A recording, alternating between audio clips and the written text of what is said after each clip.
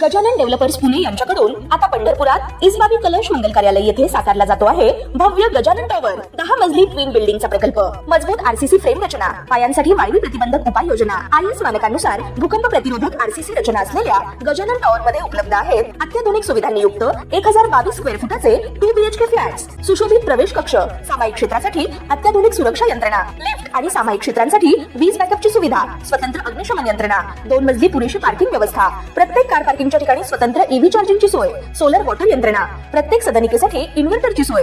इसबाबी कलश मंगल कार्यालया शेजारी साकारल्या जात असणाऱ्या गजानन टॉवर मध्ये आजच आपला हक्काचा आणि आधुनिक सुविधांनी परिपूर्ण अलिशान फ्रीसाठी संपर्क क्रमांक 7677700025। ताज्या घडामोडी पाहण्यासाठी PVN म्हणजेच पंढरी वार्ता न्यूज या चॅनलला सबस्क्राईब करा।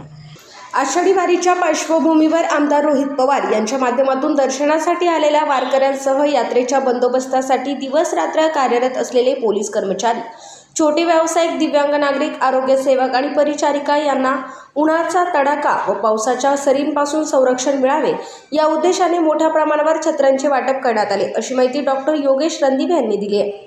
आषाढी वारीत लाखो भाविकांच्या सेवेसाठी अनेक यंत्रणा अहोरात्र कार्यरत असतात। ऊन, वारा, पाऊस यापासून संरक्षण करण्याकरता 1 लाख छत्र्यांचे वाटप करण्यात आले। समाजामध्ये अशा प्रत्येक घटकाप्रती कृतज्ञता व्यक्त करण्यासाठी आणि त्यांना प्रत्यक्ष उपयोगी पडेल अशी मदत करण्याच्या भावनेतून हा उपक्रम राबविण्यात आला।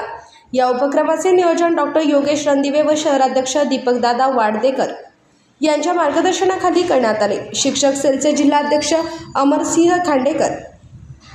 अमरसिंह खांडेकर सर, आसिफ पटेल, दिनेश मामाने तसेच स्थानिक पदाधिकारी आणि कार्यकर्त्यांनी पंढरपूर शहरातील विविध ठिकाणी जाऊन लाभार्थ्यांना छत्र्यांचे वाटप केले। पावसामध्ये मागताना रोहितदादांनी आम्हाला बघितले, आमदार रोहितदादा पवार यांनी आम्हाला सूचित देऊन आम्हाला सहाय्य केले, मदत केले, त्याबद्दल त्यांना धन्यवाद। असंच रोहितदादांना मदत करा, आशीर्वाद